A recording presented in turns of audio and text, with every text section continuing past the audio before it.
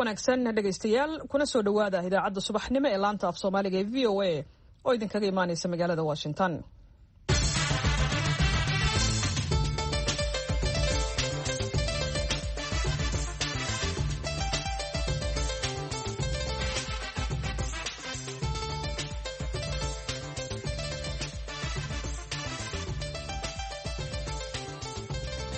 waa talaado bisha Juun waa 15 sanadka 2021 waxaad naga dhageysanaysaan mowjadaha gaagaaban ee 16 iyo 19 mitirban iyo boggan internetka voasomali.com. Afrikada bari saacadu waa 6:00 aroornimo.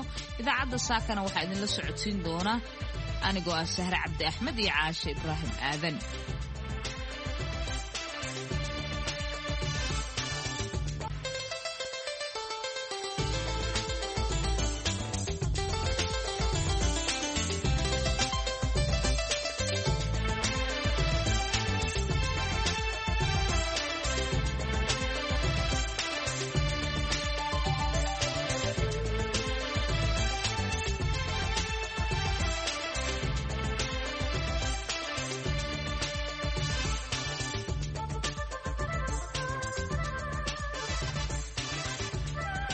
qodobada aad ku maqli doontaan idaacadda saaka iyo caalamkana waxaa ka mid ah siyaasiyiinta gobolka waqooyi bari Kenya oo isku eedeynaya carruur badan oo ka soo jeeda gobolka oo helila kibaandhaha dalka.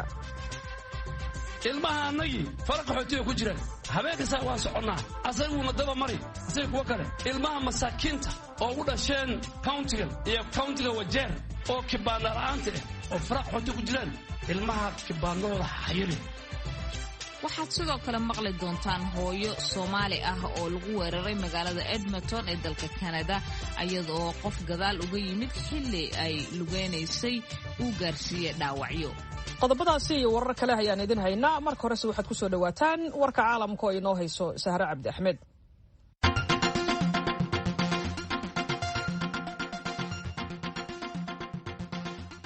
madaxweynaha dalka Mareykanka Joe Biden iyo dhigiisa dalka Turkiga Recep Tayyip Erdogan ayaa waxa ay yeesheen kulankoodii ugu horeeyay oo ay ishor fariistaan.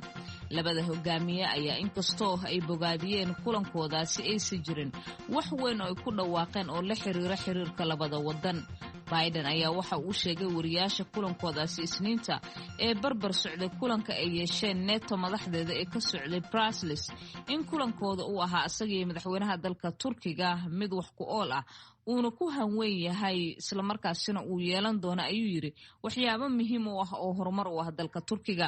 madaxweynaha dalka Turkiga Recep Tayyip Erdogan ayaa asna sitaasi lamid ah kulankaasi ku tilmaamay mid muhiim ah. kulanka labada madaxweyne ayaa yimid xilli xulafada NATO ay ku kala aragti duwan yihiin dhowr arrimood oo ay ka mid tahay dagaalka Suuriya, Liibiya iyo Ruushka hubka uu ka iibiyay Turkiga. Ra'iisul wasaaraha Britain Boris Johnson ayaa waxa uu dib u dhigay qorshayaal uu ka lahaa inuu ku qafiifiyo xanibaadii COVID-19 ee muddada saarnaa dalkaasi. waxa uuna dib u dhigiisa ku asteeyay muddo bila sababo la xiriira shakiga laga qabo xanuunka cusub ee Delta variant oo uu sheegay in laga helay qofkii ugu horeeyay oo Indiana. Johnson ayaa waxa uu sheegay Isniintii shalay ahayd in xanibaadaha la qaadi doono 19 bisha Julaayo ee soo socota halka awal la qorsheynayo 21 bishan aynu ku guda jirno ee Juun. waxaan filayaa inay muhiim tahay ayuu yiri in xoogaa la sugo isla markaasina waqti la siiyo. Johnson oo wariyaasha la hadlaya ayaa sheegay inuu ku hanweyn yahay in dalkiisa uu awood u yeelan doono inuu dib u furo guud ahaanba waxyaabihii muhiimka u ahaa bulshada 19 bisha soo socota. wuxuuna hoosta ka xariiqay in muddadaasi inta ka horeysa ay tahay in dadka wadankaasi Britain ku dhaqan 3 meelood 2 meel oo kamida guud ahaan ay talaalka qaadan doonaan. Isniintan dowladda Britain ayaa waxa ay warisay in 7,742 kiisas oo cusub oo coronavirus ah la helay. wuxuuna Mr Johnson intaasi ku daray in kiisaska ay yihiin kuwa soo kordhaya 64% asbuuc kasta marka loo barbar dhigo sidii awal ay ahaayeen.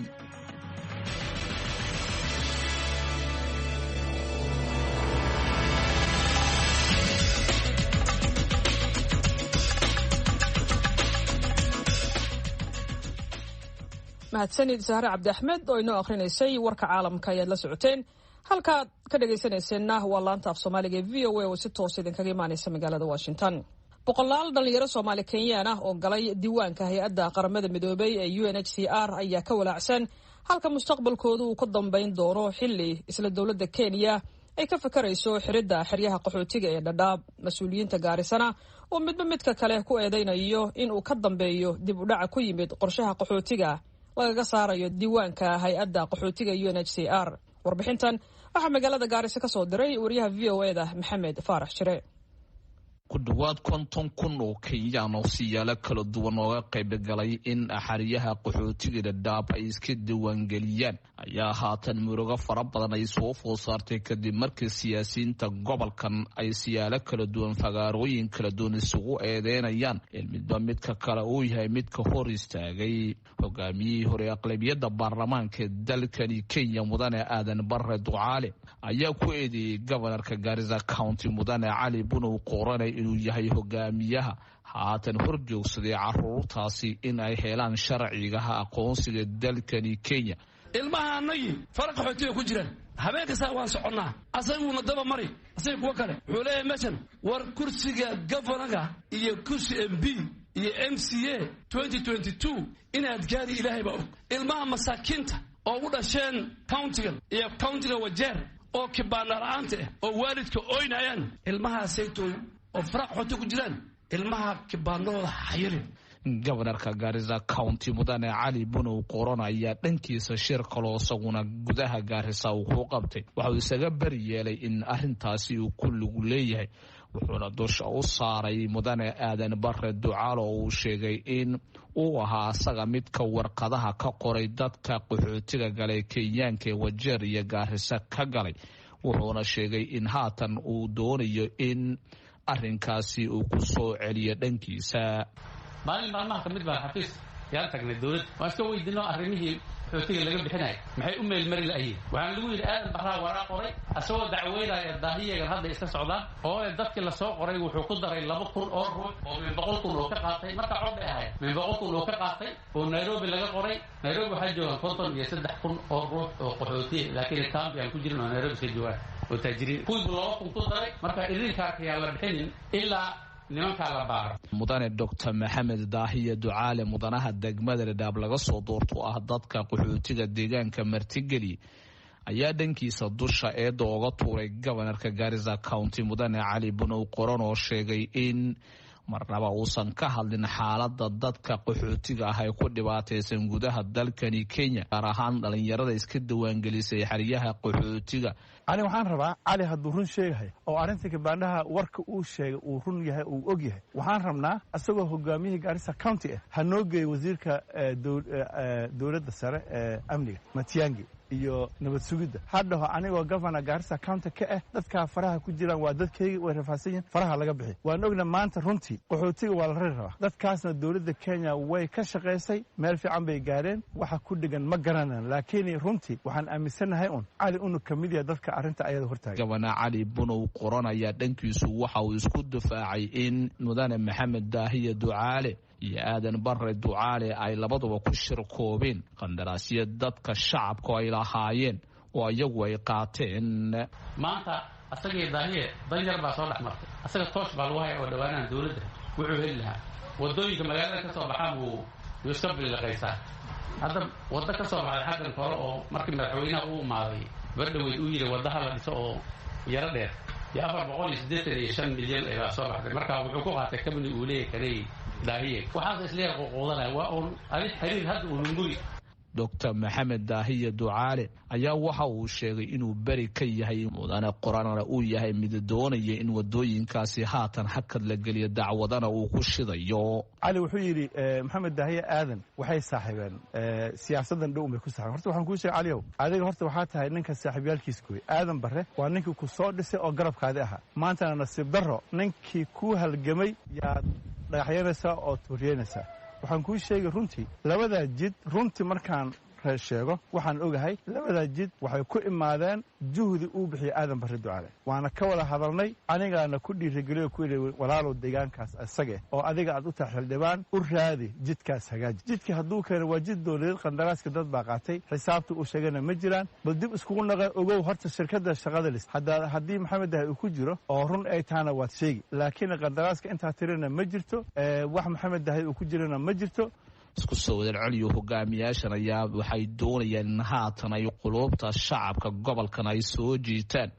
ayagoo midba midka kale eedda dusha uga tuurayo lamana oga xaqiiq ahaanshaha mid walba midka kale eedda uu dusha ka saarayo inay tahay mid runa balse waxaan shaki ku jirin in hakad dhanka horumarka guud ahaan gobolkani uu ka jiro iyadoo biyola-aan caafimaad darri iyo adeeg bixinta kale dowladda countiga Gaarisa looga fadhiyey haatan mugdiga ugu weynaa uu ku jiro. Maxamed Faarax Shire, VOA, Gaarisa.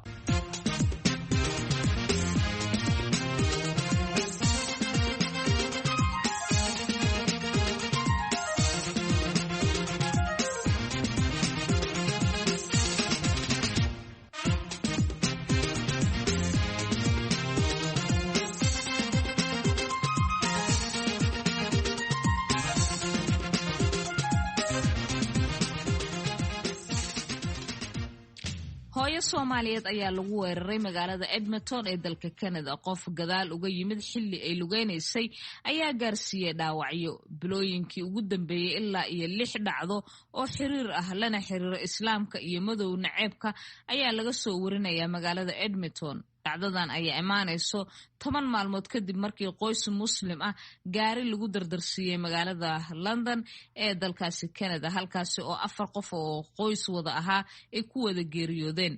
ururada muslimiinta u dooda Canada ayaa dalbanaya in la soo afjaro islaam naceeb.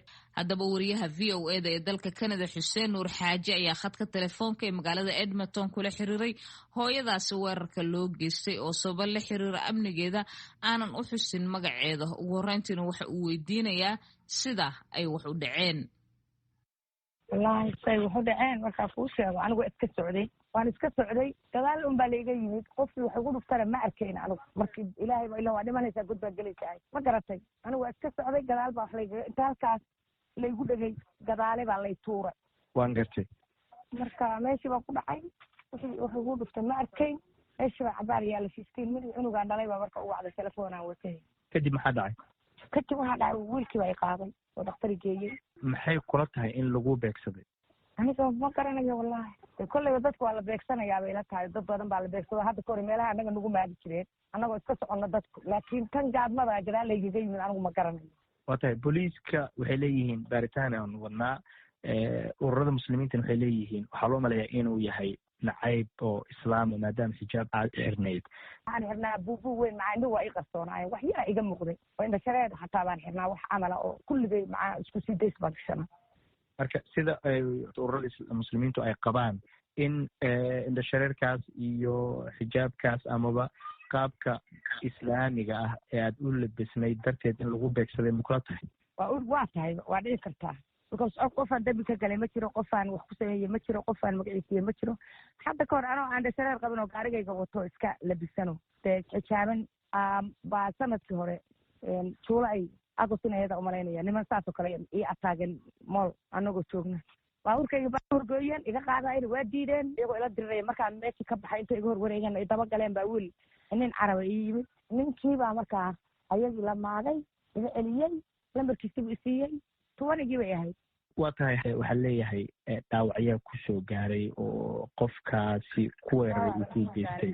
ka waran dhaawac ku gaaray iyo hadda xaalkaaga? aad baan u fiicnay aniga dhaawac way gaaray hadda xataa dhakhtaraan jooga kastariyo xisaarayay xagga weliba hore indhaha iyo gafuurka hore oo maaragtay wejiga ilkaha qaar ba soo dhacay laakiin ma soo ka bixin booskii dhakhtarkii habeenkii la geeyaa gadaal wuxuu celiyey laakiin dhaawac way gaaray dhiig badanna waa iga baxay waan fiicanahay oo kolley cagaagaan hadda ku soconaya. dhacdadan ma aha midii ugu horreysay Edmonton ka dhacaysa adigaba hadda aad xustay December sanadkii tegey gabdho Soomaaliya ama haween Soomaaliya la weeraray xijaabka laga jiiday.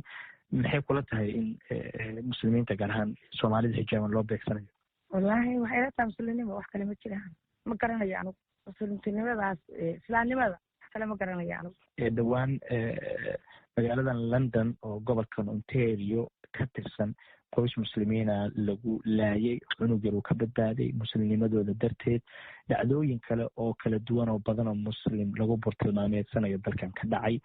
haween ahaan maxaad dareemaysaan? cabsi intee leg ayaa xilligan idin soo wajahayso maadaama xijaaban tihiin inaad maaragtay waddooyinka socotaan arrimahan oo kale maadaama ay soo badanayaan? wallahi annaga haween ahaan waxaan dareemaynaa in annaga nala maagayo nala beegsanayo oo waddanka iyagina marka hore aanu nabadgelyo la-aan kaga nimin, sanna anaan nabadgelyo fiican ku haysan oo xoogaa aanu hadda baranooyo ahaanba ay nagu dhaceen. annaga haween ahaan baranooyo oo baqdin badan ay nagu jirto, ilmihii u baqayno, annagii baqayno, cunugii hadduu xijaaban yahay aan laga leexanay. wax badan baan dareemaynaa annagu.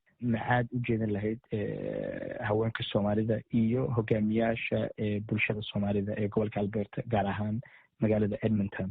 waxaan wax u jeedinayaa communitiyada Soomaaliyeed inay communitiga muslimka ay ka warhayaan, communitiyadu ogaadaan caruuraha, dumarka, ciyaalada kulli la ogaado.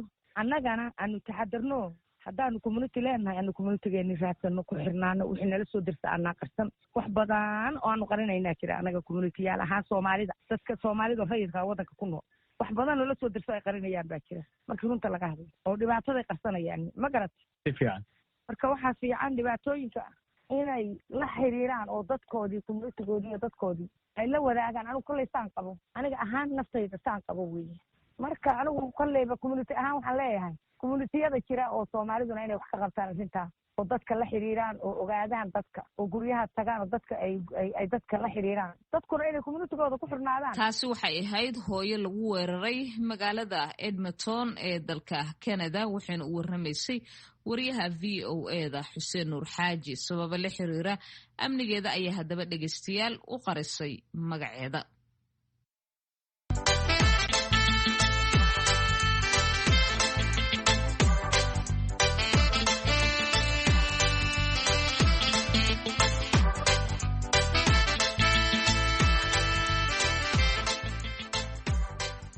tababar loogu talagalay wada shaqaynta iyo isdhexgalka booliska iyo shabakadda nabadeynta Hirshabelle ayaa lagu qabtay magaalada Jowhar ee gobolka Shabeellaha Dhexe. warbixintan waxaa soo diray wariyaha VOA-da Xuseen Xasan Dhaqane.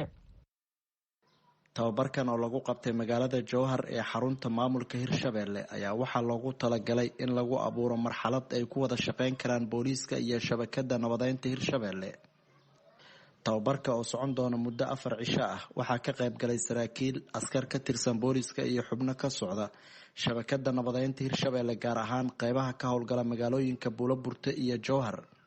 taliye ku-xigeenka booliska Hirshabelle Korneel Xasan Kaafi Maxamed Ibraahim ayaa waxa uu ka waramayaa ujeedada tababarka. runtii barnaamijkan faa'iido weyn uu noo leeyahay.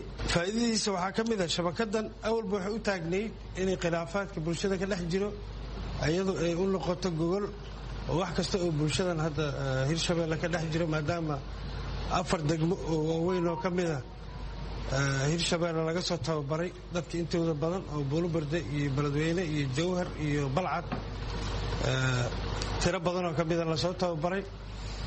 haddana booliiskii lagu kabay. waxaan rabnaa shaqadii ee hore u haysay IBN ama shabakadda nabadeynta Hirshabelle inaan booliiskii ku soo kordhino oo shaqadii wadajir loo qabto. xalinta iyadoo joogto mar walba gacanta oo booliiska waa loo baahan yahay inay shabakadda iyo booliisku iska taageeraan wixii xallin khilaafaada ama sidii nabadda looga shaqayn lahaa oo awalba ay u taagnaydeen. waxaa kaloo meesha ka soo bixi doono oo aan rabnaa inay ka soo baxdo isdhexgal booliiska iyo bulshada ah. gudoomiyaha degmada Jowhar Cismaan Maxamed Mukhtaar iyo gudoomiye ku-xigeenka dib u heshiisiinta iyo federaalka maamulka gobolka Shabeellaha Dhexe Maxamed Tuuxow ayaa bogaadiyay tababarka, isla markaana waxa ay sheegeen in rajo weyn ay ka qabaan in natiijo wax ku ool ah ay ka soo baxdo dadaalada socda. waan soo dhaweynaynaa barnaamij kasto ee ummadan isdhexgal bulsho lagu samaynayo. waxaa muhiimad gaar leh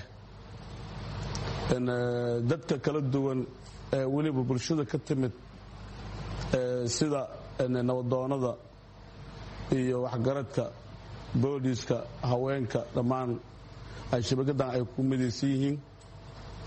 waxaan leenahay waa soo dhowaynaynaa degmo ahaan waxaan leenahay guuleysta waxaa kaloon rabnaa hadduu ala yidhaahdo xoojin kasto ee lagu xoojin karaayo bulshada iyo maxaanku rahda booliiska qaabka ay isugu qayb qaadan lahaayeen howlaha amniga iyo nabadeynta aad ayaan ugu faraxsannahay inaan ka soo qayb galno aniga iyo guddoomiyaha degmada jowhar annagoo shirkan aad muhiim u ah howlaha ay wado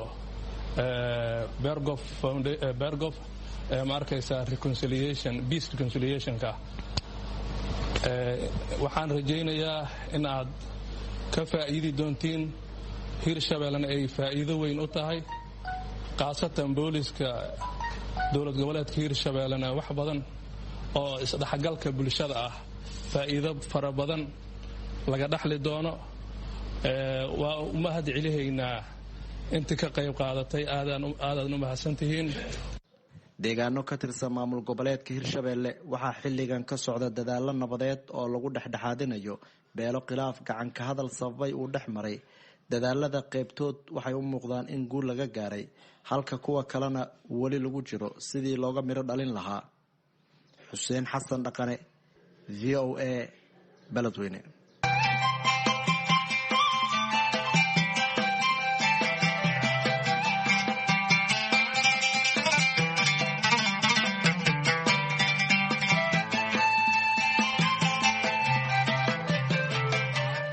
dowladda Suudaan ayaa soo jeedisay in heshiis ku meel gaar ah lala galo dowladda Suudaan si xal loogu helo xiisada biyo-xireenka Ethiopia ka hor buuxitaankiisa. Warbixin amuurtaasi ku saabsan waxaa magaalada Qaahire ka soo diray wariyahayaga Xuseen Cismaan Saxnuuni.